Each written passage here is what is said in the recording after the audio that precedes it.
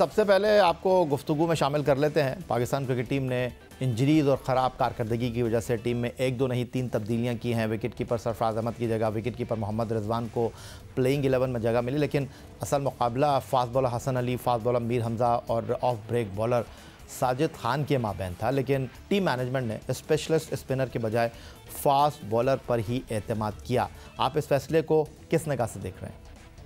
देखिए, मैं बिलीव नहीं करता कि मतलब ये कि हमारी वेस्ट इंडीज़ की टीम तो नहीं थी। हमारे दौर में जो हम जब ज़माने में कहते थे काली आंधी, तो उस वक्त उनके 4-4 फास्ट बॉलर खेला करते थे। उनके पास कोई स्पिनर नहीं होता था। अगर उन्होंने स्पिन करवाना होता था विवियन रिचर्ड से करवा लेते। तो आज हमें उनकी स्पीड होती थी 150 वाली सारों की, हमारे यहाँ सब 130 के अंदर हैं और हम सारे फास्ट बॉलर को खिला रहे हैं। हमें एक वैरायटी रखनी चाहिए थी ऑफ स्पिनर की। हमें जो ब्रेक थ्रू दिया वो भी सलमान ने दिया, जो कि एक टेम्प्रेरी जो है वो बॉलर है। He is not a regular bowler. उसने शायद 3 ओवर कराए हैं, उससे ज़्यादा कराए भी नहीं। तो ये एक मैं इसको नहीं मानता और मैं यही कह रहा हूँ कि भाई आप अगर आपके पास स्पिनर्स नहीं है आपके पास, तो आपने स्पिनिंग कोच क्यों भेजा हुआ है? क्यों नवाज़ को भी भेज रहे हैं? क्यों आपने साजिद खान को बुलाया जब आपने खिलाना ही नहीं है स्पिनर? आपकी अगर थ्योरी ये है कि बगैर स्पिनर्स के सिर्फ फास्ट बॉलर से खेलें। और दूसरा एक है, मैं बार बार कह रहा था डे 1 से, जब ऑस्ट्रेलियन सीरीज शुरू हुई थी, कि रिजवान और सरफराज को साथ खिलाओ, दोनों एक ही पिच पे खेलें, एक ही बॉलर्स के खिलाफ खेलें। जो परफॉर्मेंस दे दे वो रहे, जो नहीं देता उसको फारिग कर दिया जाए। मगर ऐसा नहीं हुआ। एक को निकाला, दूसरे को लिया, अब दूसरे को लिया। अब देखते हैं कि क्या होता है। मैं तो एग्री नहीं करता इस सिलेक्शन से, मगर अब टीम ने फैसला कर लिया। चलें, ठीक हो गया। सिकंदर, टॉस के मामले पर आपका क्या ख्याल है? फील्डिंग का फैसला ठीक है, जिसका मतलब यह है कि पिच फास्ट बॉलर को मदद फराहम करेगी, लेकिन बदकिस्मती से पाकिस्तान की फील्डिंग इस मैच के आगाज़ पर भी अच्छी दिखाई नहीं दी और अब्दुल्ला शफीक ने डेविड वॉर्नर का एक आसान कैच हाथों में गिरा दिया। आपको लगता है कि बारिश की वजह से भी पिच में नमी आई और उसने भी बॉलर्स को मदद दी, इसीलिए ऑस्ट्रेलियावी बल्लेबाज 3 के रन रेट से भी रन्स बनाने में कामयाब नहीं दिखाई पा रहे? देखें, सिर्फ एक कैच छूटा है। वो मैं मानता हूँ कि जब कैच छूटता है तो उससे रिदम ख़राब हो जाता है बैट्समैन का, बॉलर का। बॉलर अगर एक विकेट मिल जाती, शुरू में तीसरा ओवर था जब शाहीन की बॉल भी छूटा, तो उसका रिदम आ जाता, वो हो सकता और बेहतर गेंद करता, मगर उसने अच्छी गेंदें नहीं की हैं। जो आप मुसलसल लोग कह रहे हैं कि जी लंच तक, आपको पता है लंच पे 91 for 1 था, रन रेट क्या था 3.25, 3 की एवरेज से। जिस तरह के वो पिछले मैच में उन्होंने भी 3 पॉइंट समथिंग के रन से स्कोर किया था, तो लंच तक एक खिलाड़ी आउट हुआ, वो भी सलमान आगा ने किया और एवरेज 3.25 का था। लंच के बाद मैंने एक बॉल देखी। लंच के बाद जब मैंने देखा तो इनकी बॉल अच्छी होने लगी। जैसी गेंद पुराना हुआ, स्विंग हो रहा था और अंदर भी आ रहा था, बाहर।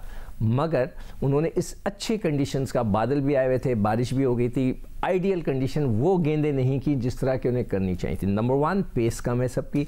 ठीक है, स्विंग कर रहा है, हमजा आके स्विंग कर रहा है। अगर जहाँ उसकी स्विंग नहीं होगी तो वो तो फ्रंट फुट पे आके मारेंगे उसको।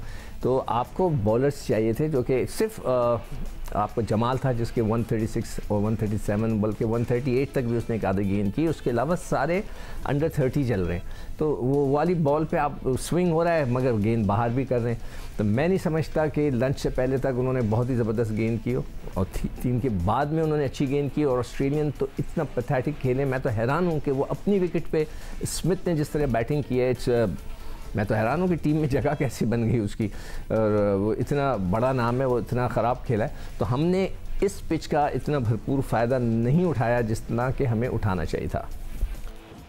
सिकंदर भाई, ये भी बता दीजिए कि पाकिस्तान टीम दूसरे टेस्ट मैच में 4 पेसर्स के साथ मैदान में उतरी। पाकिस्तानी पेस अटैक जल्द विकेटें लेने में तो नाकाम रहा और पाकिस्तान को पहली कामयाबी non regular spinner Salman Ali Agha ने अपने दूसरे ओवर की पहली गेंद पर डेविड वॉर्नर की विकेट के साथ दिलवाई, जो आपने बताई है। लेकिन इसके बाद सलमान अली आगा को पहले दिन का आखिरी ओवर कराया गया। क्या आपको लगता है कि कप्तान शान मसूद सलमान अली आगा को दुरुस्त तरह इस्तेमाल कर नहीं पा रहे हैं या उन्हें जो मंसूबा मिला है वो उसके मुताबिक गए? देखिए, प्लान देके नहीं खेला जाता है। मैं 10 दफ़ा इस बात का, मैं बाबर को क्या कहता था, स्क्रिप्टेड कैप्टन।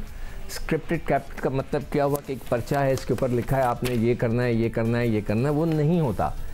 क्रिकेट जो है सिचुएशन का खेल है, जहाँ सिचुएशन क्रिएट होती है आप वो करें।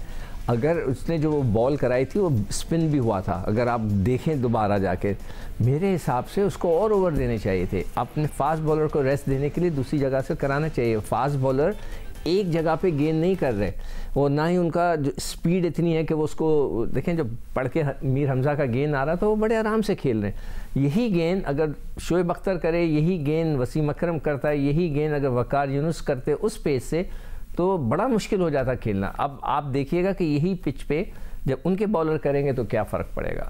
तो मेरे ख्याल से उसने अच्छी कप्तानी इस लिहाज से नहीं की, उसको ज़रूर बॉलिंग करानी चाहिए थी।